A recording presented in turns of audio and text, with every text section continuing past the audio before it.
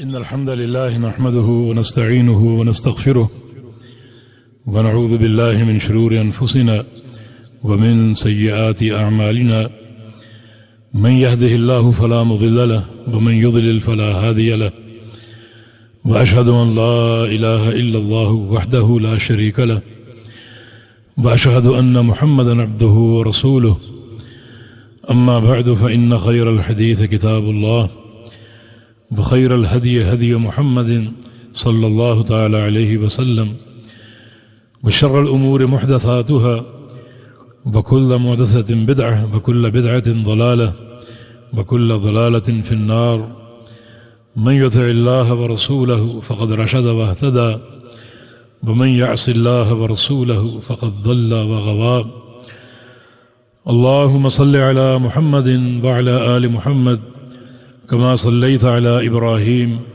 وعلى آل إبراهيم إنك حميد مجيد اللهم بارك على محمد وعلى آل محمد كما باركت على إبراهيم وعلى آل إبراهيم إنك حميد مجيد سبحانك لا علم لنا إلا ما علمتنا إنك أنت العليم الحكيم رب اشرح لي صدري ويسر لي أمري واحلل عقدة من لساني يفقه قولي لقد قال الله سبحانه وتعالى والذين يمسكون بالكتاب وأقاموا الصلاة إنا لا نضيع أجر المصلحين فضيلة الشيخ الفاضل عبد الله عبد الحميد حفظه الله تعالى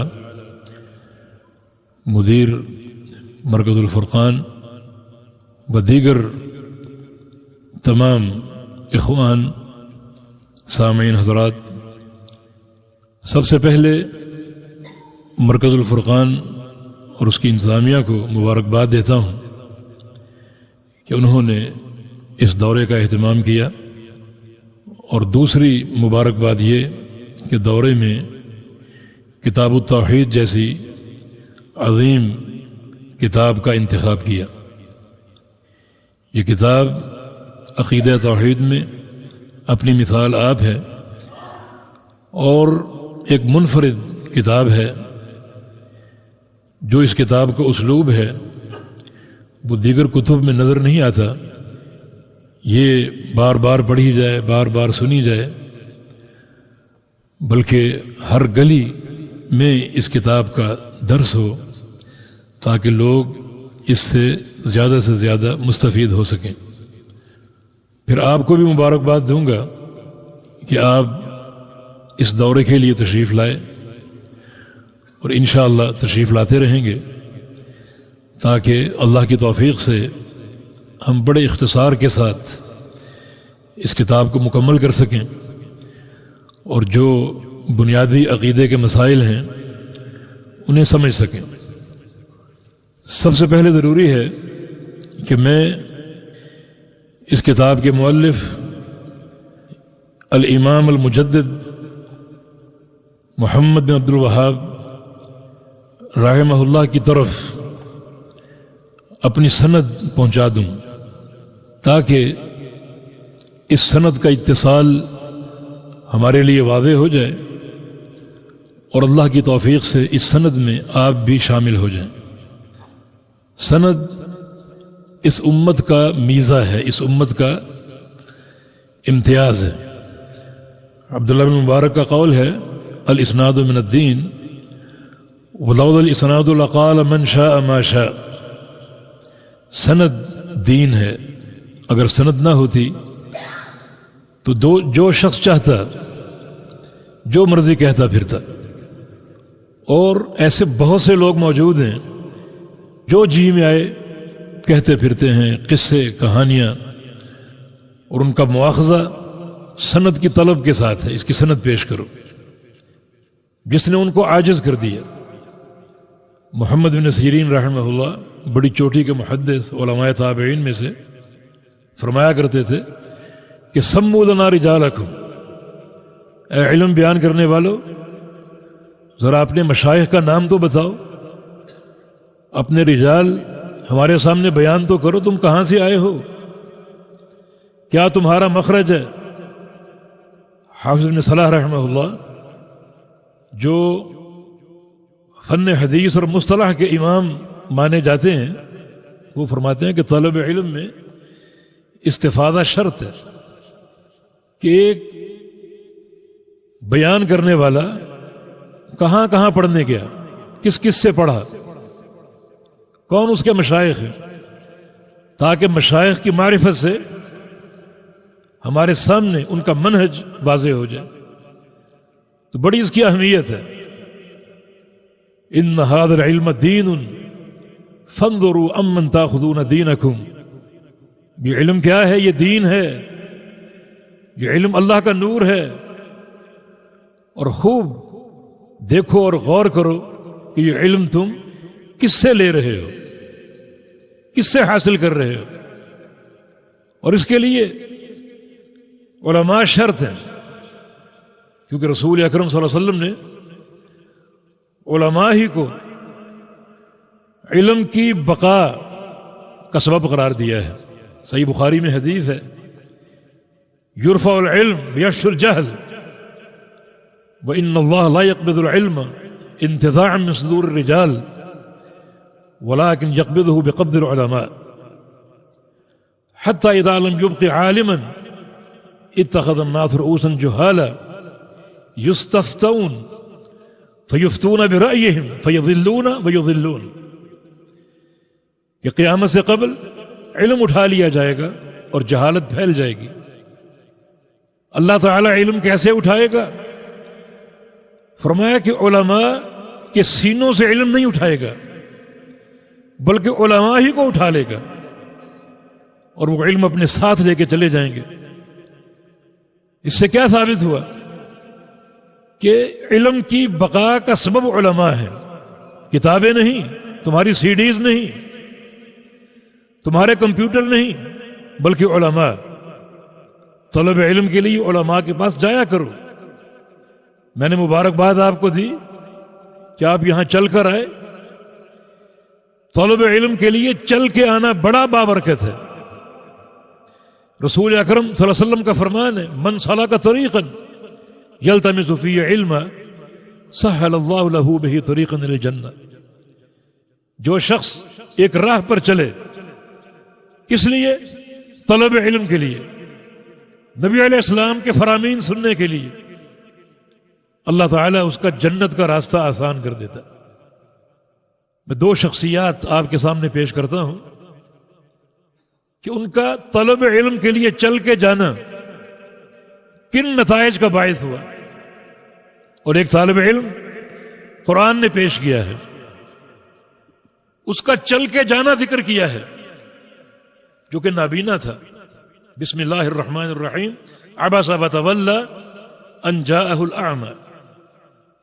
نبی علیہ السلام کے پاس اعمی نابینا آیا، اسے کچھ سوالات کے جواب مطلوب تھے.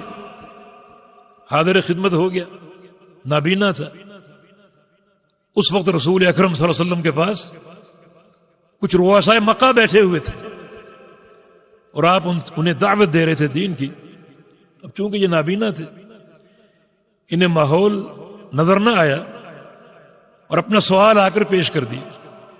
نبی علیہ السلام کو یہ ادب کہ منافی لگا، کچھ ناگوار لگا، اور آپ کے ماتھے پر بل آ گئے.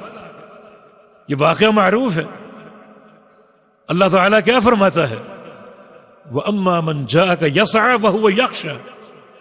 کہ جو شخص آپ کے پاس آیا بڑی کوشش کرتے ہوئے اور تیزی کے ساتھ چلتے ہوئے تاکہ آپ سے علم لے، وَهُوَ يَخْشَى، اور اس کا دل اللہ کی خشیت سے بھرا ہوا ہے. مانا یہ عمل خشیت الہی کا موجب ہے. طلب علم کے لیے چلنا اور جانا اللہ تعالیٰ کی خشیت کا موجب ہے. اللہ تعالیٰ نے اس کی سعی پر اس کی خشیت کی شہادت دی کہ اس کا دل اللہ کی خشیت سے لبریز ہے. تو یقیناً جو لوگ بھی طلب علم کے لیے جاتے ہیں، نکلتے ہیں، چلتے ہیں، وہ دین اسلام میں انتہائی معتبر ہیں. وہ درسگاہ کی طرف نہیں جا رہے بلکہ جنت کی طرف جا رہے ہیں. اور جتنا وقت وہ بیٹھے رہیں اور علم کے سماع کا سلسلہ قائم رہے، اتنا وقت کیا ہوتا ہے؟ وہی جو پیغمبر علیہ السلام نے فرمایا، ما جلس قوم فی بیت من بیوت اللہ یقرؤون القرآن ویتدارسونہ بینہم الا حفتہم الملائکہ وغشیتہم الرحمہ وذکرہم اللہ فی من عندہ، کہ جو لوگ اللہ کے کسی گھر میں بیٹھ جائیں اور علم کا مذاکرہ شروع ہو جائے، قرآن و حدیث کی تعلیم شروع ہو جائے، جب تک بیٹھے رہیں گے اللہ تعالیٰ کی رحمت انہیں ڈھانپے رہے گی، فرشتے اپنے پروں کا سایہ کریں گے، اور اللہ تعالیٰ ایک ایک شخص کا نام لے کر اپنے فرشتوں کے سامنے اس کا ذکر کرے گا، دیکھو فلاں بھی ہے، فلاں بھی ہے، اور فلاں بھی ہے۔ اس کا چرچا اور اس کا نام عرش معلیٰ پر گونج رہا ہے، اللہ تعالیٰ اس کا نام لیتا ہے اور فرشتوں کے سامنے لیتا ہے۔ تو آپ غور کیجئے، یہ طلب علم کا سلسلہ کتنا بابرکت ہے۔ بس اللہ رب العزت ہماری نیتوں میں اخلاص پیدا فرما دے اور ہمیں صحیح فہم عطا فرما دے، صحیح سمجھ عطا فرما دے، کیونکہ اصل فضیلت صحیح سمجھ اور فہم کی ہے، تعلق بالدین کی نہیں ہے، کیونکہ پیغمبر علیہ السلام کا فرمان ہے، من یرید اللہ بہ خیرا یفقہہ فی الدین، اللہ تعالیٰ جس شخص کے ساتھ بھلائی کا فیصلہ فرما لے اسے کیا دیتا ہے؟ دین کی سمجھ دیتا ہے۔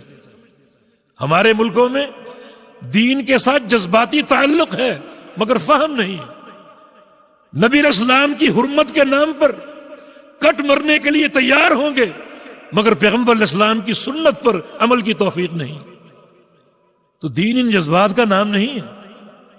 ان اللہ یعطی الدنیا لمن یحب ومن لا یحب ولا یعطی الدین الا من یحب، اللہ تعالی دنیا دیتا ہے خواہ اس سے محبت ہو یا نہ ہو، لیکن دین صرف اس شخص کو دے گا جس سے اللہ کو محبت ہوگی۔ تو طلب علم کا راستہ اللہ تعالیٰ کی محبت کا راستہ ہے، اور اگر یہ علم کتاب و سنت کی اتباع کا ہو تو وہ بندہ یقیناً اللہ تعالیٰ کا محبوب بن جاتا ہے، کیونکہ پروردگار کا فرمان ہے، قل ان کنتم تحبون اللہ فاتبعونی یحببکم اللہ، اے پیغمبر کہہ دیجئے اگر تم اللہ تعالیٰ کی محبت کے دعوے دار ہو یا اللہ تعالیٰ کی محبت کے طلبگار ہو تو اس کا ایک ہی راستہ ہے، ایک ہی سبیل ہے، اور وہ یہ ہے کہ میری اتباع کرو، یعنی محمد الرسول اللہ صلی اللہ علیہ وسلم کی اتباع کرو۔ تو اللہ رب العزت اس سلسلے کو بابرکت بنا دے، اس کی تکمیل کی توفیق عطا فرما دے، اور صحیح فہم توحید کا اور عقیدے کا ہمیں عطا فرما دے۔ یہ جو آپ نے پوسٹر شائع کیے ہیں ان پر بات کرنا ضروری ہے، کیونکہ آپ نے القاب میں غلو کیا ہے۔ علامہ اور محدث جیسے القاب یہ مناسب نہیں ہے، اور میری تو یہ خواہش ہے کہ میں طالب علم ہی رہوں اور طلباء کے ساتھ ہی رہوں، اور کل قیامت کے دن طلباء کے ساتھ ہی میرا حشر ہو۔ طلبۃ العلم کے بڑے فضائل ہیں، بڑے ان کے مناقب ہیں، بڑے ان کے درجات ہیں۔ تو اللہ تعالی ہمیں صحیح سبیل پر اور صحیح سنت پر اور صحیح منہج پر قائم رکھے۔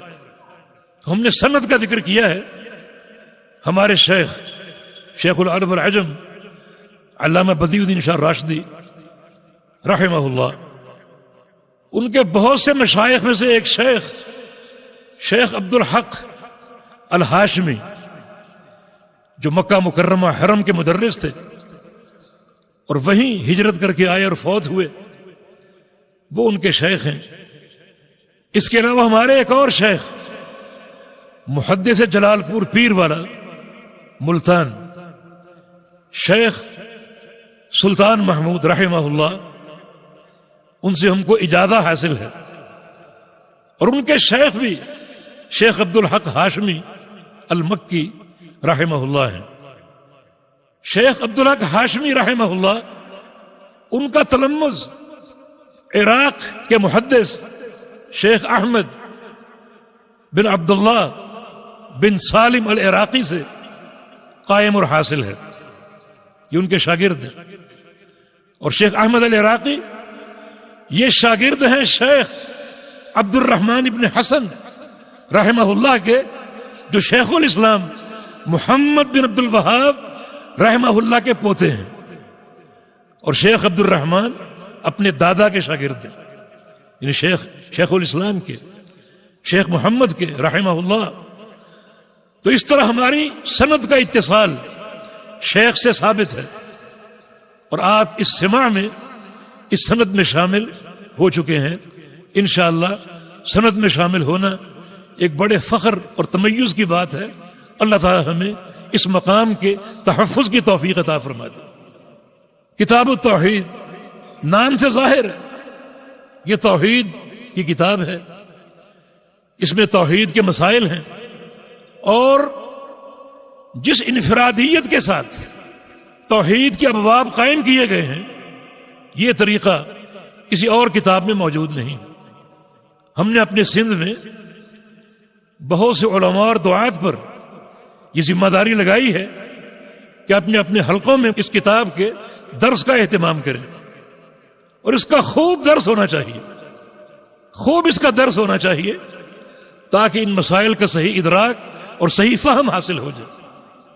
کیونکہ اللہ کے بندو، توحید کے بغیر گزارا نہیں۔ اللہ پاک کا فرمان ہے وَمَن يَكْفُرْ بِالْإِيمَانِ فَقَدْ حَبِطَ عَمَلُهُ، جو شخص ایمان کا انکار کر بیٹھے اس کے سارے عمل برباد ہیں۔ اور ایمان کیا ہے؟ ایمان میں سر فہرست اللہ تعالیٰ پر ایمان لانا ہے۔ الایمان ان تؤمن باللہ۔ بلکہ نبی علیہ السلام سے پوچھا گیا، صحیح بخاری کی حدیث ہے، ای العمل افضل یا رسول اللہ، کہ یا رسول اللہ صلی اللہ علیہ وسلم سب سے افضل عمل کون سا ہے؟ تو رسول کریم صلی اللہ علیہ وسلم نے ارشاد فرمایا ایمان باللہ، اللہ پر ایمان لانا سب سے افضل عمل۔ اس سے یہ بات بھی سمجھیے کہ ایمان کو عمل کہا گیا ہے، بلکہ سب سے افضل عمل قرار دیا گیا ہے۔ اور پیغمبر علیہ السلام کی ایک اور حدیث ہے کہ انما الاعمال بالنیات، کہ سارے اعمال کی صحت اور قبولیت انسان کی نیت پر ہے۔ اکثر لوگوں سے پوچھا جاتا ہے کہ آپ مسلمان کیوں ہیں، مومن کیوں ہیں؟ ان کا جواب ہوتا ہے کیونکہ ہمارے باپ دادا مسلمان ہیں، ہمارا گھرانہ مومن ہے۔ یہ جواب غلط ہے۔ جو نیت مستقیمہ ہے اس کے خلاف ہے۔ ایمان سب سے افضل عمل، اور یہ بیکار نیت یہاں نہیں چل سکے گی۔ ایمان پر عمل کرنا، ایمان کے تقاضوں کو پورا کرنا دین اسلام کی سب سے اہم بنیاد ہے۔ اور اگر اس کو آباء و اجداد کی پیروی پر ڈال دیا جائے تو یہ عمل بھی غلط ہے، نیت بھی غلط ہے۔ ہم مومن کیوں ہیں، مسلمان کیوں ہیں؟ اس لیے کہ ایمان لانا، اسلام قبول کرنا اللہ کا آرڈر ہے، میرے پروردگار کا امر ہے، جس کی تعمیل کرنا ضروری۔ تو اکثر لوگ اپنے مسلمان ہونے کی مقصدیت ہی میں خطا کے مرتکب ہیں، اور ہر عمل میں اپنی برادری اور آباء و اجداد کی پیروی کو ترجیح دیتے ہیں۔ اس کتاب میں آپ پڑھیں گے کہ یہ گوشہ بھی شرک ہے۔ سچی توحید کا فہم حاصل کیجیے۔ پیارے پیغمبر محمد رسول اللہ صلی اللہ علیہ وسلم، ان کا ایک تعارف آپ کے صحابی جناب عبداللہ بن مسعود رضی اللہ عنہ کراتے ہیں، اور میں سمجھتا ہوں کہ پیغمبر علیہ السلام کی اتباع میں یہ ایک ہی حدیث کافی اور بڑی اہم ہے۔ فرماتے ہیں کہ اعطی نبیکم صلی اللہ تعالی علیہ وسلم فواتح الخیر وجوامعہ وخواتمہ، تمہارے نبی محمد الرسول اللہ صلی اللہ علیہ وسلم کو اللہ تعالی نے 3 چیزیں دی ہیں۔ آپ کے فرامین، آپ کی سنتوں اور آپ کی حدیثوں کا تمیز 3 چیزیں ہیں۔ ایک یہ کہ آپ کے فرامین خیر کے فواتح ہیں. فواتح جمع ہے فاتحۃ، اور فاتحہ کا معنی کھولنے والے. اسی سے ایک لفظ آپ جانتے ہیں مفتاح، چابی کو بولتے. یہ فاتحہ کا ماخذ ہے. تو نبی علیہ السلام فواتح الخیر دیے گئے.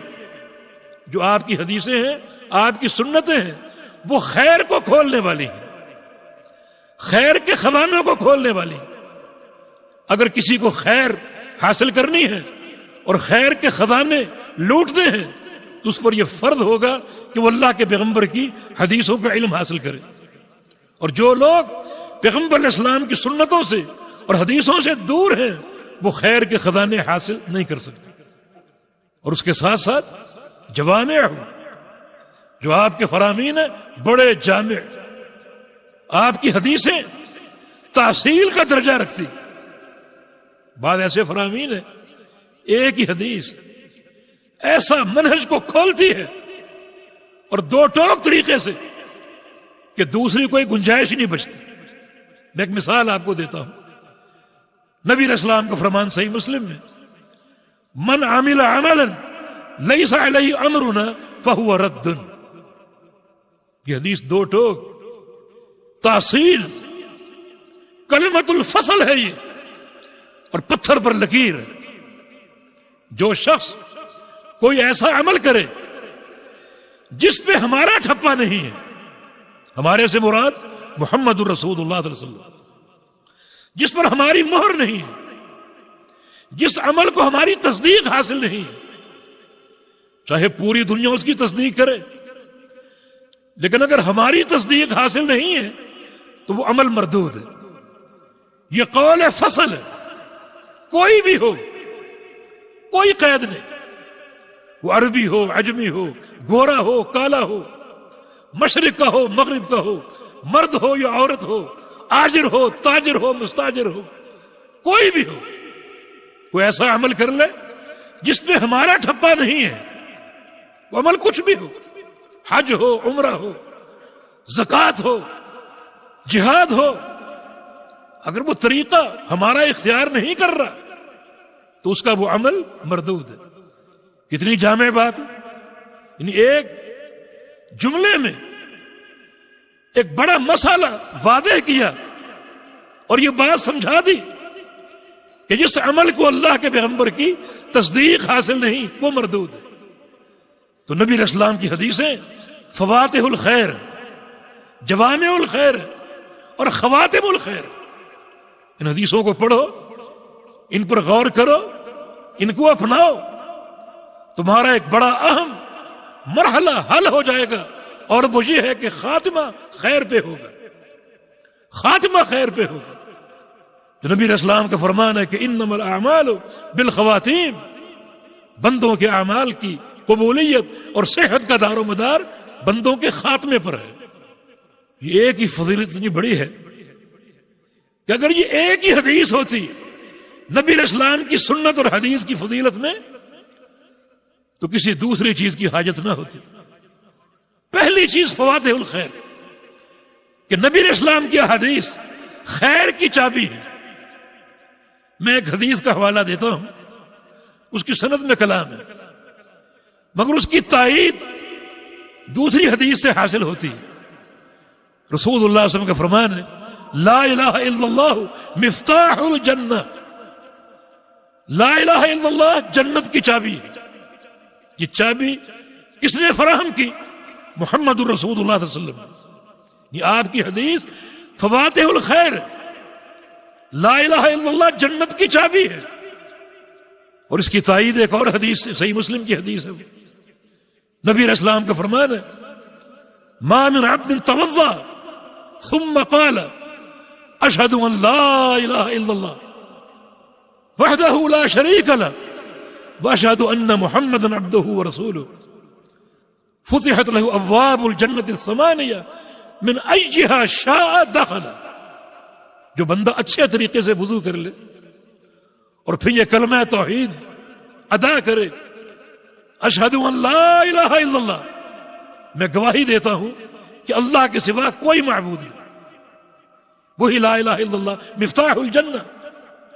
یہ کلمہ توحید ادا کرے اور تاکید کے ساتھ ادا کرے، وحدہ، وہ اکیلا ہے، لا شریک لہ، اس کا کوئی شریک نہیں، یہ کلمہ پڑھ لے، فرمایا کہ فتحت لہ ابواب الجنت الثمانیہ، اس کے لیے جنت کے 8 دروازے کھول دیے جائیں، من ایہا شاء دخل، جہاں سے چاہے داخل ہو جائے۔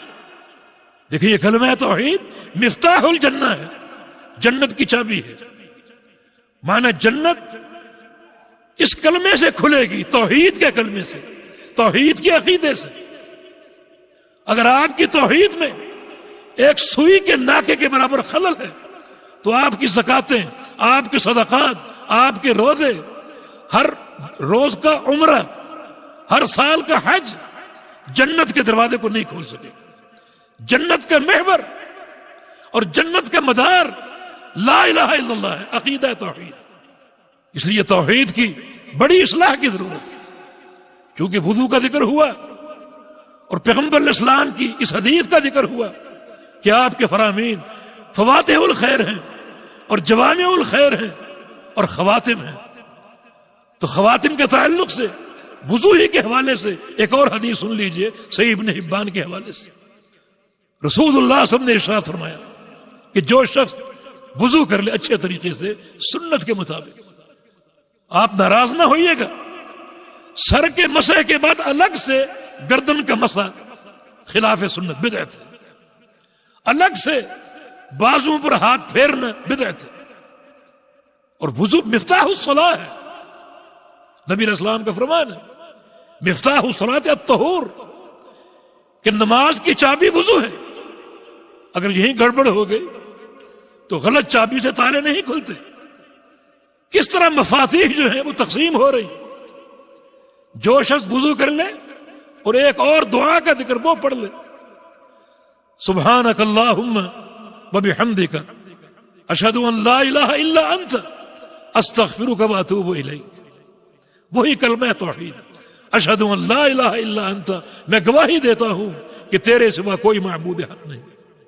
وضو کے بعد یہ دعا پڑھ لے، یہ بعینی وہی دعا ہے جو کفارہ مجلس کی دعا ہے۔ اس کا اجر کیا ہے؟ دیکھیں خواتم الخیر، اس کا اجر یہ ہے کہ اللہ رب العزت آپ کی اس دعا کو، حدیث میں سخت کے الفاظ ہیں، ایک قیمتی کاغذ پر لکھوائے گا، بڑی اعلیٰ دستاویز پر یہ کلمات لکھائے گا اور پھر اپنی مہر لگا دے گا۔ آپ نے کلمات پڑھے، اللہ رب العزت ایک انتہائی قیمتی کاغذ پر یہ کلمات لکھوائے گا اور اپنی مہر لگا دے گا۔ آگے کیا فرمایا؟ فلم تکسر الی یوم القیامہ، اس مہر کو قیامت تک کوئی توڑ نہیں سکے گا۔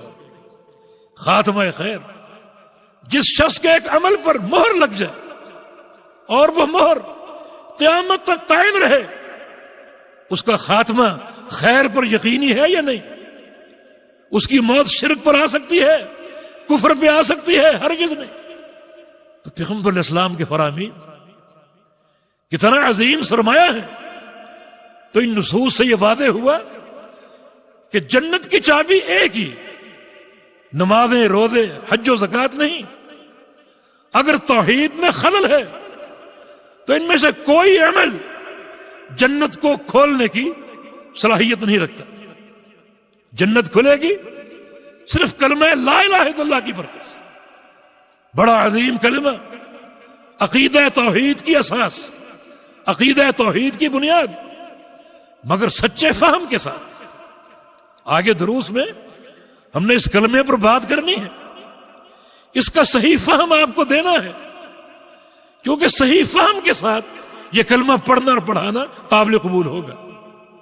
یہ عقیدہ توحید کی اہمیت، توحید گناہوں کا کفارہ، توحید اللہ تعالیٰ کے قرب کا سب سے اقرب راستہ، شارٹ کٹ، جنت کا شارٹ کٹ، اللہ کی رضا کا شارٹ کٹ۔ صحیح مسلم میں ایک طویل حدیث ہے ابو ذر غفاری رضی اللہ عنہ کی روایت سے، یہ پیغمبر علیہ السلام کے ساتھ تھے اور مدینے کی گلیوں میں جا رہے تھے، اچانک احد پہاڑ سامنے آ گیا، ہماری محبتوں کا مرکز، ھذا احد یحبنا ونحبہ، یہ احد پہاڑ ہم سے محبت کرتا ہے، ہم اس سے محبت کرتے ہیں۔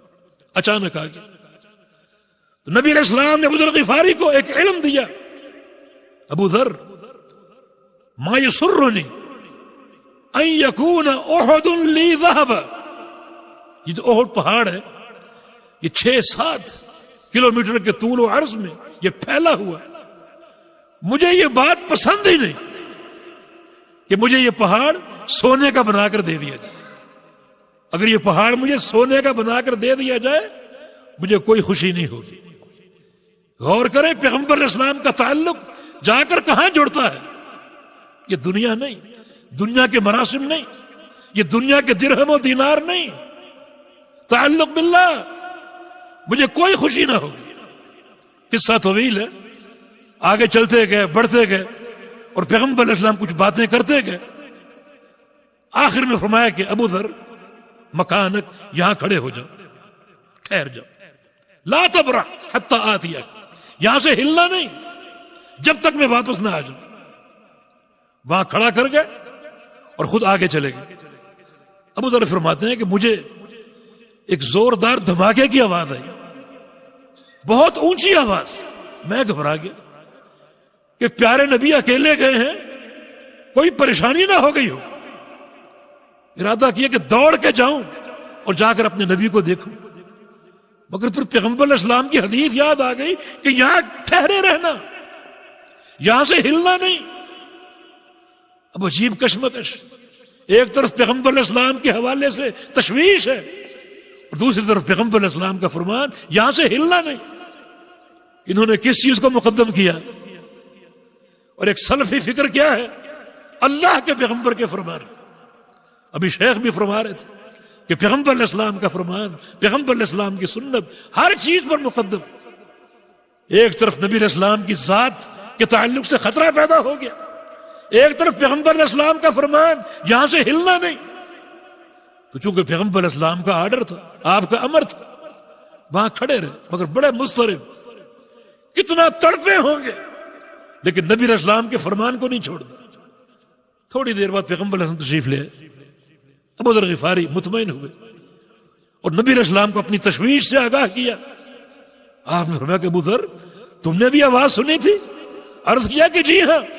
فرمایا کہ ذالک جبریل، یہ جبریل امین تھے، بار بار آتے تھے، مگر آج ایک منفرد انداز سے آئے، بڑا شور کر کے، ایک دھماکہ سا کر کے، کیونکہ ایک بڑا اہم پیغام اللہ کی طرف سے لائے تھے۔ اس اہم پیغام کو سنانے کے لیے جبریل امین معمول کی طرح آرام سے نہیں آئے، بلکہ ایک شور کے ساتھ آئے، اس پیغام کی اہمیت اجاگر کرنے کے لیے۔ وہ پیغام کیا تھا؟ ابو ذر غفاری سراپا اشتیاق بن کے اس فرمان کو سننے کے لیے تیار ہو گئے۔ رسول اللہ صلی اللہ علیہ وسلم نے ارشاد فرمایا کہ ابو ذر آج اللہ نے پیغام یہ بھیجا ہے، من مات من امتک لا یشرک باللہ شیئا دخل الجنہ، کہ آپ کی امت کا ہر وہ فرد اس حال میں مر جائے کہ اس نے شرک نہ کیا ہو، وہ جنت میں داخل ہو جائے، وہ جنتی، وہ جنتی۔ ابو ذر غفاری نے ایک سوال کر لیا، بڑا اہم سوال، وَإِن زَنَا وَإِن سَرَقَ، خواہ وہ شخص زنا کرے، چوری کرے، پھر بھی فرمایا کہ وَإِن زَنَا وَإِن سَرَقَ، ہاں خواہ وہ زنا کا ارتکاب کرے، خواہ وہ چوری کا ارتکاب کرے، پھر بھی اگر وہ گناہ کرتا ہے، اول تو گناہ نہیں کرے گا، عقیدہ توحید بندے کو اللہ کی خشیت سے بھر دیتا ہے، اور یہ تعلق باللہ اللہ کے خوف کا ذریعہ ہے۔ ایسا بندہ گناہ کا ارتکاب نہیں کرتا، اگر ہو جائے تو اللہ تعالیٰ اس کو توبہ کی توفیق دیتا ہے، اور اگر وہ توبہ بھی نہ کر سکا تو کل قیامت کے دن اس کا معاملہ اللہ کے سامنے ہوگا، اللہ کی مشیت کے تحت، کہ چاہے تو اس کو ان گناہوں کی سزا دے دے، اور چاہے اس کی انتہائی قوی اور ٹھوس توحید کی بنا پر ان گناہوں کو معافی کر دے اور ابتداً کسی عذاب کے بغیر جنت میں داخل کر دے۔ یہ توحید کی عظمت ہے کہ یہاں ابتداً بخشش کا امکان ہے، یہ توحید کی طاقت ہے۔ اس شخص کا واقعہ آپ سنتے رہتے ہیں جس کی ایک ہی نیکی بطاقہ کی شکل میں تھی، اور اس کے مقابلے میں 99 دفاتر تھے گناہوں سے بھرے ہوئے، 99 رجسٹر، اور دنیا کے رجسٹر نہیں بلکہ کل سجل الی مد البصر، ہر رجسٹر اس کی لمبائی، اس کی چوڑائی تا حد نگاہ ہوگی، اور تمام دفاتر اس کے گناہوں سے بھرے ہوئے۔ اللہ تعالیٰ اس کو بلا لے گا، بڑا کامتا ہوا گرتا پڑتا وہ اللہ تعالیٰ کے سامنے جائے گا۔ اللہ تعالیٰ کیا فرمائے گا؟ میرے بندے، یہ تیرے دفاتر تیرے سامنے موجود ہیں، حل ظالمہ کا حفاظتی، پڑھ لے، خود پڑھ سکتا ہے تو، کسی گناہ کو درج کرنے میں میرے فرشتوں نے ظلم تو نہیں کیا، دیکھ لے، حجت قائم ہو، دیکھ لے خود۔ بندہ کہے گا لا یا رب، یا اللہ نہیں۔ اللہ تعالیٰ پھر پوچھے گا حل عندک عذر، کسی گناہ پر تیرے پاس کوئی عذر ہے، پیش کر سکتا ہے؟ بندہ کہے گا یا اللہ عذر بھی نہیں۔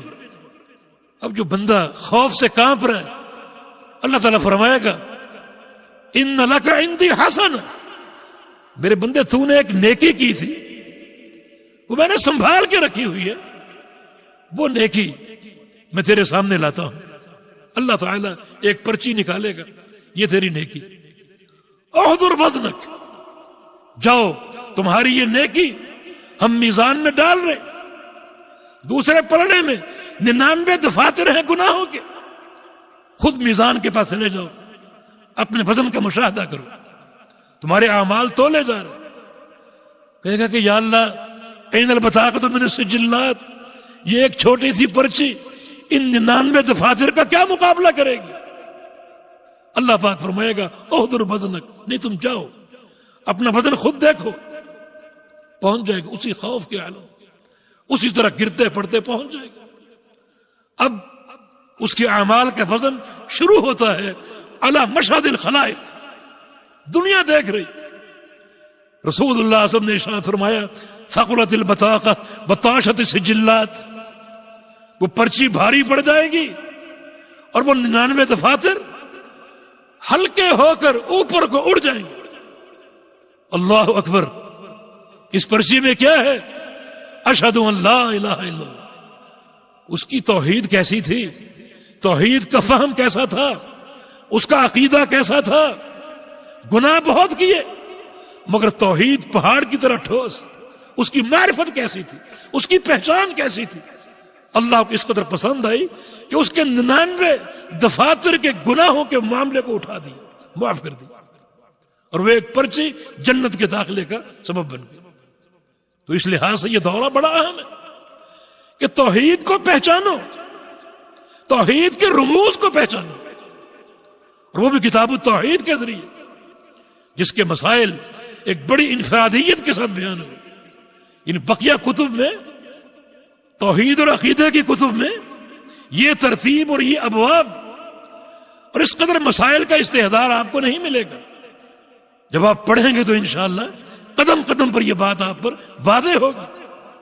یہ توحید کی معرفت کا فائدہ، عقیدے کی پہچان کا فائدہ، کہ بندے کا اخروی معاملہ کتنا آسان اور صاف ہو جائے گا اگر اللہ کی مشیت اس امر کا تقاضا کرے گی کہ اس کے گناہوں کی سزا دی جائے تو سزا ملے گی، مگر جہنم میں ہمیشہ نہیں رہے گا، نکال لیا جائے گا، جنت میں داخل کر دیا جائے گا۔ یہ توحید کی برکت ہے۔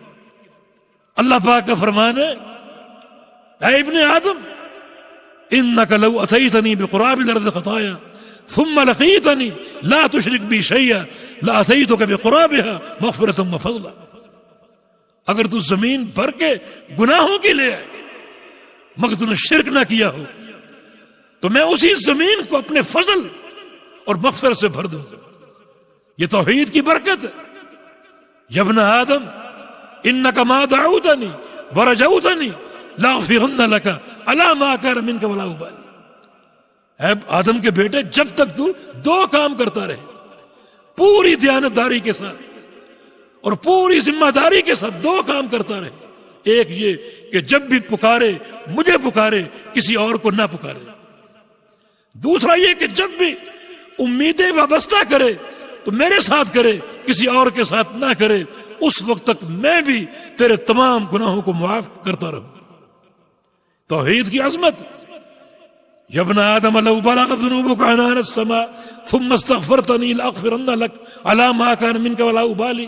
اے آدم کے بیٹے، تیرے گناہ اگر آسمانوں کو چھونے لگے، آسمانوں کو چھونے لگے، اور تو ایک بار استغفار کر لے، ایک بار استغفار کر لے، مگر استغفار کی اساس کیا ہے؟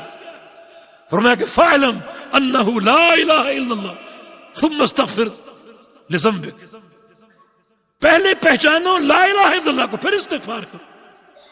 یہ ترتیب ہے۔ اگر توحید نہیں ہے اور لا الہ الا اللہ کا فہم نہیں ہے تو تمہارا عمر بھر کا استغفار بھی کام نہیں آئے گا۔ اور اگر توحید ہے، عقیدے کا فہم ہے، 100 سال کے گناہ ہے، ایک بار استغفار کر لو، سارے گناہ معاف کر دو۔ یہ توحید کی برکت کہ پہلے اس کلمے کو پہچانو۔ امام بخاری رحمۃ اللہ علیہ نے اس پر یہ باب قائم کیا، العلم قبل القول والعمل۔ ہر قول سے پہلے، ہر عمل سے پہلے علم ہے، اور علم کیا؟ لا الہ الا اللہ ہے۔ یہ سارے علم کی مفتاح ہے۔ اس میں توحید بھی ہے، اللہ کے پیغمبر کی جو ہے وہ اتباع بھی ہے، نمازیں، روزے، ہر چیز لا الہ الا اللہ۔ تو اس کا فہم انتہائی ضروری ہے۔ اس لحاظ سے اس کتاب کا دورہ انتہائی اہمیت کا حامل۔ شیخ الاسلام محمد بن عبد الوہاب رحمہ اللہ، ان کی تصنیف لطیف ہے، جن کے اختصار سے جو ان کی سیرت اور ان کے احوال یہ 13ویں صدی ہجری کے علماء میں شمار ہوتے ہیں۔ 1115 ہجری ان کا سن پیدائش، 1115 ہجری، اور 1206 ہجری میں فوت ہوئے۔ یہ لگ بھگ ان کی عمر 90 سال، 91 سال کے قریب ہے، 91 سال۔ ایک سعودی عرب کے بڑے فاضل مؤلف ان کی 91 سال کی زندگی پر یوں تبصرہ کرتے ہیں کہ حیاتہ کالعسل حلب اولہ وحلب آخرہ۔ ان کی پوری زندگی شہد کی مانند ہے، شہد کی مانند، جس کا اول بھی میٹھا ہے، جس کا آخر بھی میٹھا ہے۔ پوری زندگی حلاوت کی آئینہ دار اور حلاوت کی ترجمان۔ عقیدہ بیان کیا، توحید بیان کی، ان کی کتب۔ ابھی آپ نے سنا کہ جو ان کا دور تھا جہالات کا دور تھا، ضلالات کا دور تھا، عقیدے سے انحراف کا دور تھا۔ جزیرہ عرب میں صرف فقہ پر توجہ تھی، اور وہ بھی فقہ حنبلی پر، مگر عقیدے کی دراسہ، عقیدے کا فہم، عقیدے کی تعلیم مفقود تھی۔ شیخ نے آ کر عقیدے کی تعلیم کا احیاء کیا اور توحید کے دروس دیے، توحید پر کتابیں لکھی، تبھی ان کو مجدد کا لقب دیا گیا کہ اپنے دور میں عقیدے کے تعلق سے اس دین کی تجدید کرنے والے، اس دین کی تجدید کرنے والے۔ اجینا مقام پر پیدا ہوئے اور مختلف علاقوں کا سفر اختیار کیا طلب حدیث کے لیے۔ حجاز بھی گئے، حرمین گئے، عراق گئے، اور نجد کے مختلف علاقوں کے دورے کیے، اور وہاں کے مشائخ سے طلب علم کیا۔ جب دعوتی کام کی بڑی مخالفتیں ہوئیں، بڑا لوگوں نے حسد کا مظاہرہ کیا، مگر صبر کے ساتھ اپنے منہج پر قائم رہے۔ بالآخر اللہ تعالیٰ نے بہت سے مراحل کے بعد درعیہ آنے کے اسباب پیدا فرمائے۔ اس وقت درعیہ کے حاکم محمد بن سعود رحمہ اللہ تھے۔ انہوں نے ابتداءً شیخ کی دعوت سے اختلاف کیا، مگر شیخ کی دعوت کا فہم اللہ تعالیٰ نے ان کی بیوی کو عطا فرما دی۔ پھر ان کی بیوی، ان کی زوجہ صالحہ، شیخ اور اپنے شوہر کی ملاقات کا سبب بنی، ان کو سمجھاتی رہی اور انہیں تلقین کرتی رہی، علم دیتی رہی، حتیٰ کہ ان کو بھی عقیدے کا فہم حاصل ہو گیا اور توحید کا فہم حاصل ہو گیا۔ پھر کیا تھا؟ ایک طرف علم کا خزانہ تھا اور ایک طرف حکومت اور طاقت، دو چیزیں ساتھ مل گئی، اور ان دو چیزوں نے مل کر عرب کے اس جزیرہ میں اقامت توحید کا کام کیا۔ بیت اللہ تک میں 4 مصلے تھے، اور جہالتوں کا عجیب دور تھا، اونچی قبریں بنانا، پکی قبریں بنانا، لوگ اس کے عادی تھے، اور شیخ نے اس کے خلاف علم جہاد بلند کیا۔ فضائل آپ سنتے رہتے ہیں۔ میں نے اس وقت آخر میں 3 چیزیں بتانی ہیں، 3 چیزوں کا ذکر کرنا ہے، اور وہ ہے شیخ کی زندگی پر، ان کی سیرت پر معاندین کے 3 اعتراض، 3 اشکال یا 3 شبہات جو لوگوں نے خام خواہ پیدا کیے، تاکہ آغاز کتاب میں اساسی طور پر ہم ان اہم مسائل کو سمجھ سکیں۔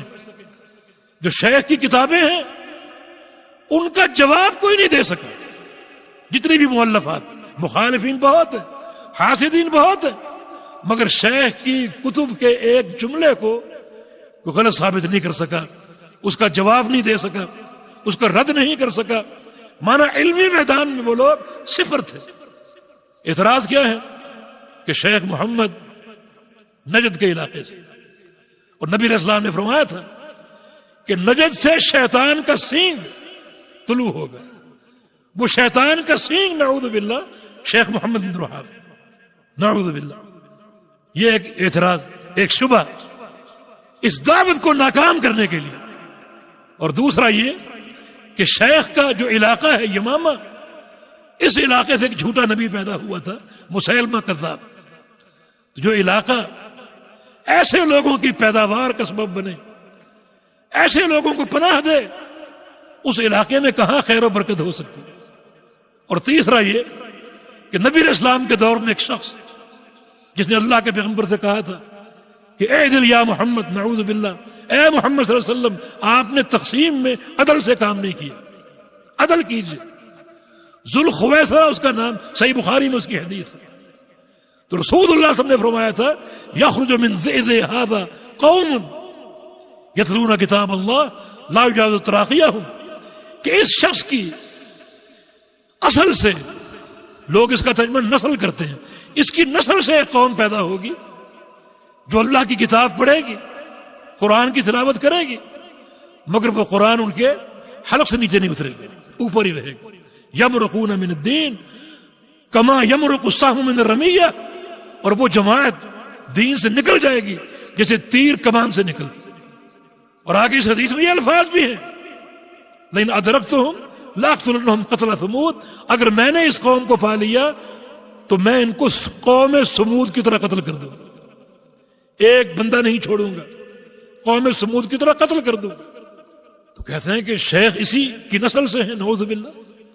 اللہ کے پیغمبر اشارہ کر کے کہ اس کی نسل سے ایک شخص پیدا ہوگا، ایک قوم پیدا ہوگی، تو شیخ اور ان کی قوم اور ان کے اتباع اسی ذی الخویصرہ کی نسل سے ہیں۔ یہ شبہات ہیں جن کی کوئی اساس نہیں، بجائے اس کے کہ شیخ کی کتب کا، ان کے علم کا، ان کے عقیدے کا رد کرتے، ایک جملے کا رد نہیں کر سکتے، کسی میں طاقت ہی نہیں۔ اس قسم کے شبہات پیدا کر کے لوگوں کو اس دعوت سے دور کرنے کی سازش۔ ذوالخویصرہ کہ اس شخص کی نسل سے ایک قوم پیدا ہوگی جو دین سے نکل جائے گی۔ زے کا معنی اصل بھی ہے اس کے قبیلے سے، یہ نہیں کہ بعد میں قوم پیدا ہوگی، کیونکہ پیغمبر علیہ السلام کی حدیث میں یہ الفاظ بھی ہیں کہ ان لہ اصحابا یقرؤون القرآن لا یجاوز تراقیہم، کہ اس شخص، یہ ذوالخویصرہ، اس شخص کے کچھ دوست، کچھ اصحاب اس کے ساتھ مل جائیں گے جو قرآن پڑھیں گے اور قرآن ان کے حلق سے تجاوز نہیں کرے گا۔ مانا وہ لوگ اسی دور میں تھے جو اس کے ساتھی بنے، اور یہ خوارج ہیں جن کا ذکر کتب حدیث میں وارد ہے، نسل نہیں کہ بعد میں اس کی نسل سے وہ قوم پیدا ہوگی۔ خوارج پیدا ہوئے اور صحابہ کرام نے ان کے خلاف علم جہاد بلند کیا، تو نبی علیہ السلام نے ایک دوسری حدیث میں زے کی جگہ اصحاب کا ذکر کیا کہ اس کے کچھ دوست، اس کے کچھ ساتھی، اس کی ہم نشین جو اس کی بات کو سنیں گے اور قبول کریں گے، وہ دین سے نکلیں گے، اور اس طرح نکلیں گے جیسے تیر کمان سے نکلتے۔ اگر میں نے ان کو پا لیا تو قوم سمود کی طرح قتل کر دوں گا۔ تو یہ لوگ اسی دور کے، بعد میں آنے کا کوئی ذکر نہیں، اور ہمارے ایک سوال کا جواب دیجیے کہ ایک شخص جیسا بھی ہو، کیا اس کی نسل یا پشت سے اگر یہ معنی مان بھی لے نیک اور صالح انسان پیدا نہیں ہو سکتا؟ اکرمہ کون تھا؟ نبی علیہ السلام کا صحابی، اور اس کا باپ کون تھا؟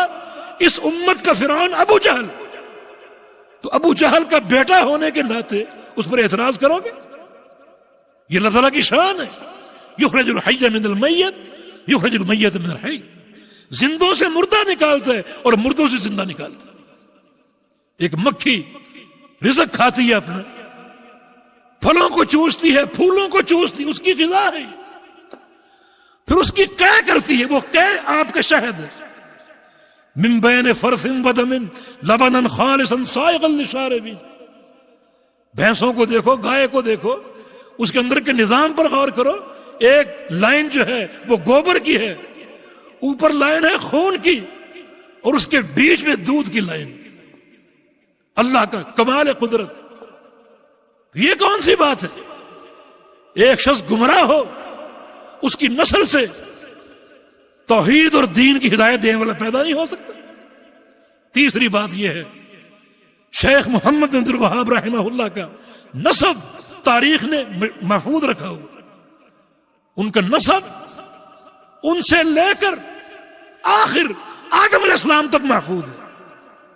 الیاس ابن مضر ان کا 36واں دادا ہے، جو پیغمبر علیہ السلام کے اجداد میں سے، الیاس بن مضر پہ شیخ کا نسب جا کر ملتا ہے، اور پورے نسب میں ذوالخویصرہ نامی کسی شخص کا ذکر نہیں۔ تو آپ یہ کیسے کہیں گے کہ اس کی نسل سے ایک قوم پیدا ہوگی اور وہ قوم شیخ؟ پورے آباء و اجداد میں ذوالخویصرہ نامی کسی انسان کا کوئی ذکر نہیں۔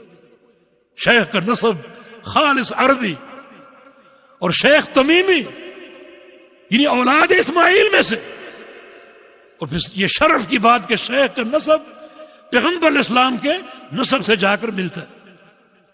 ذوالخویصرہ نامی کسی شخص کا نام نہیں، تمیمی ہونا شرف کی بات ہے۔ کہتے ہیں کہ ذوالخویصرہ تمیمی تھا لیکن گمراہ تھا، شرف ختم ہو گیا۔ لیکن ایک شخص اگر نیک ہو اور منہج مستقیم پر ہو تو اس کے لیے تمیمی ہونا شرف کی بات ہے۔ صحیح بخاری میں حدیث ہے، ابو ہریرہ فرماتے ہیں احب تمیما لثلاث خصائل، مجھے قبیلہ تمیم سے محبت ہے ان کے 3 خصائل کی بنا پر، 3 خصائل کی بنا پر۔ ایک یہ کہ ایک بار پیغمبر علیہ السلام آئے مسجد میں، ایک طرف مال کا ڈھیر لگا ہوا تھا، صدقے کا ڈھیر۔ پوچھا یہ مال کیا ہے، یہ کہاں سے آیا؟ صحابہ نے جواب دیا کہ رات کو بنو تمیم قبیلے کا صدقہ یہاں آیا ہے، وہ ڈھیر ہے۔ بڑا خوش ہوئے، فرمایا کہ ہذہ صدقات قومی، یہ تو میری اپنی قوم کے صدقات ہیں۔ یعنی رسول اللہ صلی اللہ علیہ وسلم نے بنو تمیم کو اپنی قوم قرار دیا۔ ابو ہریرہ کہتے ہیں کہ میرے دل میں کچھ پرخاش تھی بنو تمیم کے بارے میں، مگر یہ فرمان سن کر مجھے اس قبیلے سے محبت ہو گئی۔ دوسری بات، ایک دفعہ پیغمبر صلی اللہ علیہ وسلم خط تشریف لائے، سیدہ عائشہ صدیقہ رضی اللہ عنہا ان کی ایک لونڈی دیکھی، فرمایا کہ یہ کون ہے؟ عرض کیا کہ فلاں۔ کس قبیلے سے؟ فرمایا کہ تمیم سے۔ فرمایا کہ اعتقیھا فانھا من ولد اسماعیل، اس لونڈی کو آزاد کر دو، یہ لونڈی اسماعیل علیہ السلام کی اولاد میں سے ہے۔ ابو ہریرہ فرماتے ہیں میں نے یہ فرمان سنا، مجھے اور محبت ہوگی اس قبیلے سے۔ اور تیسری جو خوبی ہے، تیسری خصلت، ایک بار رسول اللہ صلی اللہ علیہ وسلم نے دجال کا ذکر کیا اور دجال کی خطورت واضح کی، سب سے بڑا فتنہ، اور فرمایا تمیم کی طرف اشارہ کر کے، قبیلہ بنو تمیم کی طرف اشارہ کر کے، ہم اشد امتی علی الدجال، میری امت کے جتنے بھی گروہ ہیں، جتنے بھی قبیلے ہیں، ان میں سے دجال پر سب سے بھاری اور سخت قبیلہ بنو تمیم ہے۔ ابو ہریرہ فرماتے ہیں میں نے یہ فرمان جب سنا تو اس قبیلے سے مجھے اور محبت ہوگی کہ دجال پر یہ سب سے سخت ہوں گے۔ دجال مجرم اعظم ہے، سب سے بڑا فتنہ ہے، اور جو قوم اس پر بھاری ہوگی، اس کے فتنے کی سرکوبی کرے گی، وہ قوم کتنی فضائل کی مستحق ہے، کتنی فضائل اور مناقب کی مستحق ہے۔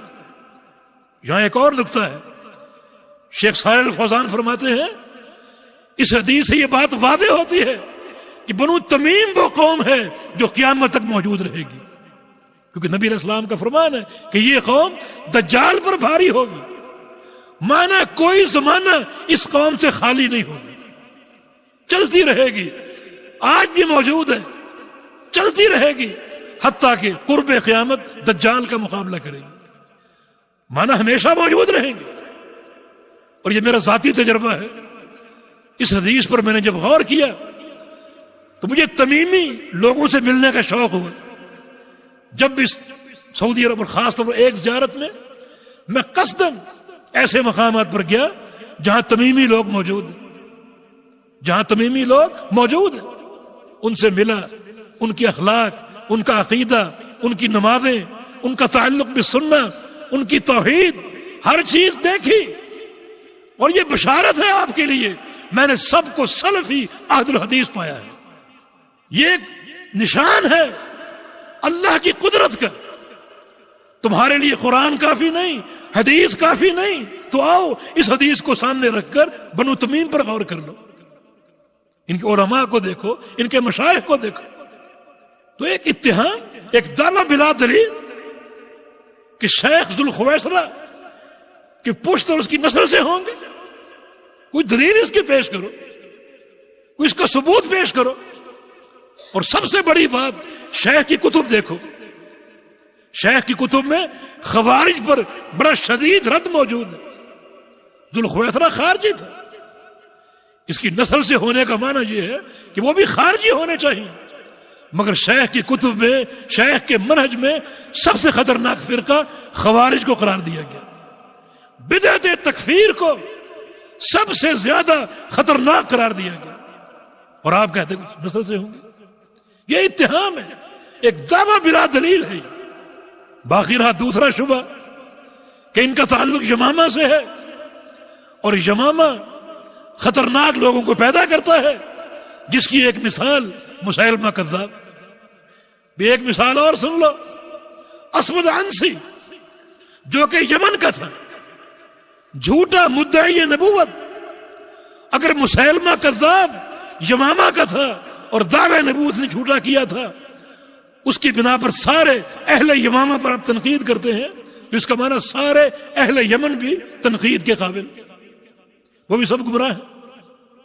پھر پیغمبر علیہ السلام نے یہ کیوں فرمایا الایمان یمان بل فقہ یمان، کہ ایمان تو یمن کا ہے، عقیدہ تو یمن کا ہے، اور فقہ بھی یمن کی۔ اور ایک سوال کا جواب دو، پورے قرآن و حدیث میں کسی ایک شخص پر تنقید ہوئی ہے اس کے علاقے کی بنا پر، کیونکہ فلاں شخص فلاں علاقے کا ہے لہذا گمراہ ہے، اور چونکہ فلاں شخص فلاں علاقہ کا ہے لہذا وہ سچا ہے؟ نہیں، علاقہ اور قومیت یہ خیر و شر کی بنیاد ہے ہی نہیں۔ بنیاد تو ہدایت ہے، عقیدہ صالحہ ہے، کتاب و سنت کی پیروی ہے۔ ابو جہل کہاں رہتا تھا؟ مکہ میں۔ ابو جہل کو پیدا کس نے کیا؟ مکہ شہر نے، جو کہ ام القریٰ ہے۔ تو مکہ والے بھی گمراہ ہو گئے۔ ابو جہل اس امت کا فرعون، حران ابراہیم علیہ السلام کا شہر تھا، اور وہاں سارے صابی اور مشرک تھے۔ تنقید کرو گے ان پر بھی؟ اللہ تعالیٰ کا نظام ہے، مردوں سے زندہ اور زندوں سے مردہ پیدا کرتا ہے۔ اور یمامہ کے بارے میں نبی علیہ السلام کی حدیث ہے، آپ مکہ میں تھے اس وقت، فرمایا کہ ارید دار ہجرتکم، اللہ تعالیٰ نے مجھے تمہاری ہجرت کا شہر دکھا دیا خواب میں، میں نے خواب میں تمہارا دار ہجرت دیکھ لیا، اللہ نے دکھایا۔ فذهب فهلي انها اليمامہ او یثرب، خواب میں میرا خیال کس طرف گیا؟ وہ علاقہ میں نے دیکھا تو میرا خیال دو شہروں کی طرف گیا، خواب میں دو شہروں کی طرف، یا تو یہ یمامہ ہے یا مدینہ منورہ۔ یہ حدیث یمامہ کی فضیلت ظاہر نہیں کرتی کہ اللہ کے پیارے پیغمبر نے جو خواب دیکھا تو اس خواب میں 2 شہر آپ کے ذہن میں ڈالے گئے، یا یمامہ یا مدینہ. یہ بڑی فضیلت ہے یمامہ کی بھی، اہل یمامہ کی بھی. یمامہ جزیرہ عرب کا وسط کا شہر، اور بعض علماء نے تحقیق کی اس شہر سے اور بنو تمیم کے قبیلے سے 130 محدثین کے نام تاریخ میں موجود ہیں. ان پر جرح کرو گے صحیح بخاری صحیح مسلم ان کی بے شمار حدیثیں ساقط ہو جائیں گے کہ وہ یمامی ہیں یا تمیمی ہیں. 130 محدثین، ان میں سے بعض ضعیف بھی ہیں، چند ایک ضعیف بھی ہیں، مگر ان کا ضعف حافظے کی کمی کی بنا پر ہے، کسی بدعت کی بنا پر نہیں. یہ یمامہ کی شان ہے. ان کا ضعف اگر ہے تو کسی بدعت کے ابتلاء کی بنا پر نہیں، بلکہ حافظے کی کمزوری کی بنا پر. اور جہاں تک تیسرے شبہ کی بات ہے کہ وہ نجدی ہیں، ہندوستان پاکستان میں کیا کہا جاتا ہے ہمیں؟ نجدی وہابی. علمی جواب نہیں، اس قسم کی جہالتیں ظاہر کی جاتی. آئیے وہ حدیث پڑھیں صحیح بخاری کی جس میں نجد کا ذکر. امام بخاری فرماتے ہیں حدثني علی بن عبداللہ ابن مدینی ہے، قال حدثني ازہر بن سعد عن ابن عون عن نافع عن عبد الله بن عمر قال ذكر رسول الله صلى الله عليه وسلم اللهم بارك لنا في شامنا اللهم بارك لنا في یمننا. اللہ کے پیغمبر فرما رہے یا اللہ ہمارے شام میں برکت عطا فرما دے، ہمارے یمن میں برکت عطا فرما دے. صحابہ نے کہا وفی نجدنا یا رسول اللہ، یا رسول اللہ صلی اللہ علیہ وسلم ہمارے نجد کی بھی دعا کیجئے، ہمارے نجد کی بھی دعا کیجئے. آپ نے پھر کہا یا اللہ ہمارے شام میں اور ہمارے یمن میں برکت عطا فرما. صحابہ نے پھر کہا نجد کی بھی دعا کیجئے. تو رسول اللہ صلی اللہ علیہ وسلم نے ارشاد فرمایا ہنالک الزلازل والفتن وہنا یطلع قرن الشیطان. نہیں، نجد کی بھی دعا نہیں کروں گا، وہاں زلزلے ہوں گے، بڑے فتنے ہوں گے، اور وہیں سے شیطان کا سینگ ظاہر ہوگا. شیطان کا سینگ وہیں سے ظاہر. یہ حدیث جا کر فٹ کہاں کی؟ شیخ الاسلام محمد بن وہاب. نعوذ باللہ، یہ شیطان کا سینگ ہے نجدی. اسی بنا پر ہمیں نجدی وہابی کہہ کر مطعون کیا جاتا ہے. کیا معنی اس حدیث کا؟ دیکھو، نجد کسی خاص شہر کا نام نہیں، بلکہ نجد بولتے ہیں اوپر کی زمین. جو علاقے عرب کے، جزیرہ عرب کے تہامہ سے اوپر تھے، تہامہ کی زمین نیچے تھی، اور جو علاقے تہامہ سے اوپر تھے انہیں نجد کہا جاتا تھا. تو نجد کسی خاص شہر کا نام نہیں. نجد 3 تھے، 3 علاقے نجد کہلاتے تھے. ایک نجد یمن، دوسرا نجد حجاز، اور تیسرا نجد عراق. یہ 3 علاقے تہامہ سے اوپر تھے. اس طرح ان علاقوں کو نجد کا نام دیا گیا. اصل نام یمن ہے، اصل نام حجاز ہے، اصل نام عراق ہے، لیکن نجد کیوں کہا گیا کہ یہ علاقے تہامہ سے اوپر. تو مانا یہ کسی خاص علاقے کا نام نہیں، اوپر کی زمین، اوپر کا علاقہ. حدیث کا مصداق کیا ہے کہ نجد کے لیے دعا نہیں کی، وہاں سے شیطان کا قرن طلوع ہوگا، کیوں دعا نہیں کی؟ اور یہ قرن الشیطان کیا ہے؟ نجد کا علاقہ کون سا ہے؟ بھی 3 علاقے ہیں، کون سا نجد مراد ہے؟ آئیے ایک اور حدیث پر غور کریں. بعض طرق میں یہ الفاظ موجود ہیں، صحیح مسلم کی حدیث.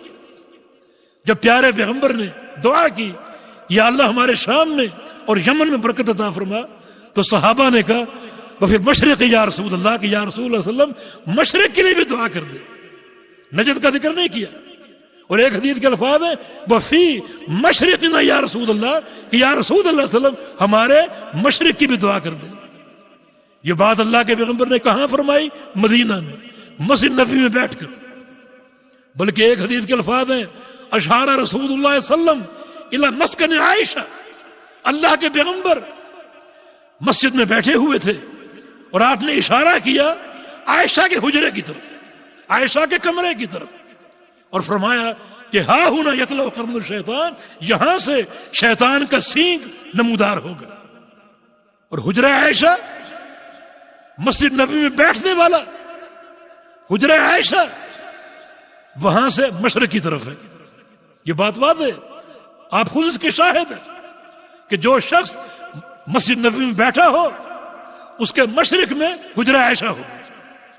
اس حدیث سے کیا واضح ہوا کہ اللہ کے پیارے پیغمبر کا اشارہ مشرق کی طرف تھا کہ یہاں سے قرن الشیطان ظاہر ہو. ایک اور حدیث سن لو، اس میں اور زیادہ صراحت.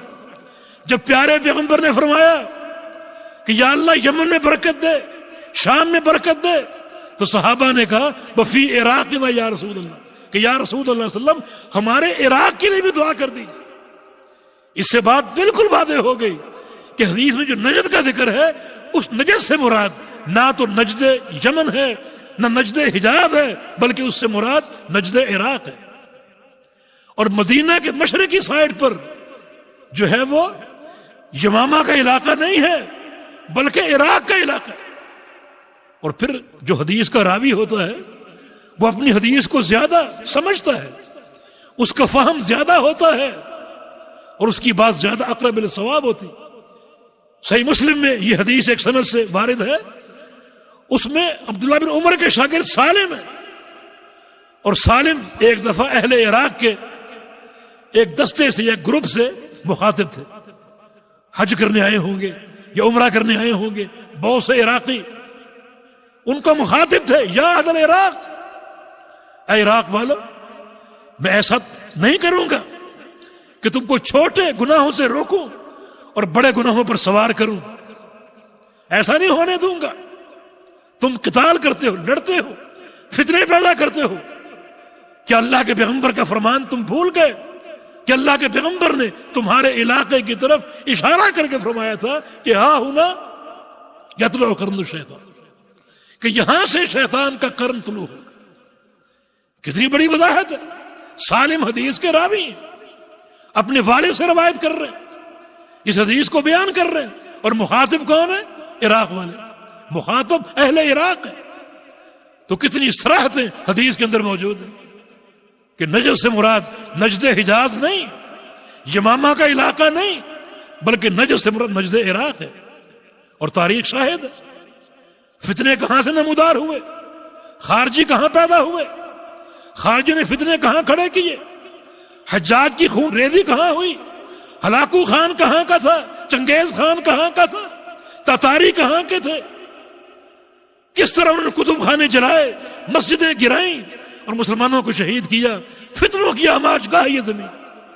یمامہ کو کوئی ایک فتنہ ثابت کرو دلائل کے ساتھ، کوئی فتنہ موجود نہیں. اہل یمامہ عقیدے کی پہچان ہے، اہل یمامہ عقیدے کے ترجمان ہے. اور شیخ انہی افراد میں سے ایک فرد ہے. جب دیکھا عقیدے کا اندراس اور توحید مٹ رہی ہے اور توحید کا اہتمام باقی نہیں رہا، تو شیخ کی جدوجہد، ان کا جہاد علمی عملی وہ کارگر ثابت ہوا. اللہ نے شیخ کو توفیق دی، میدان عمل بھی آئے اور عقیدہ اشکارا کیا. آج اللہ کی توفیق سے جزیرہ عرب اسی عقیدے کی صحت کے ساتھ معروف ہے. یہ اللہ کا فضل و احسان. یہ کتاب اسی دور میں لکھی گئی جس کتاب کی برکت اور اللہ کی توفیق سے شرک کی جہالتیں مٹ گئی اور لوگوں کو توحید کا فہم حاصل ہو گیا. آج اسی کتاب کا دورہ انشاءاللہ شروع ہو رہا ہے. اللہ تعالیٰ توفیق دے کہ اس کتاب کو ہم پڑھیں سمجھیں. اللہ تعالیٰ حق بیان کرنے کی توفیق دے، حق سمجھنے کی توفیق دے، اس توحید پر ہمیں استقامت دے اور ہمارا خاتمہ اسی توحید کے عقیدے پر ہو. انشاءاللہ کل ملاقات ہوگی. اقول قولی ھذا واستغفر اللہ لی ولکم، وآخر دعوانا ان الحمد للہ رب العالمین.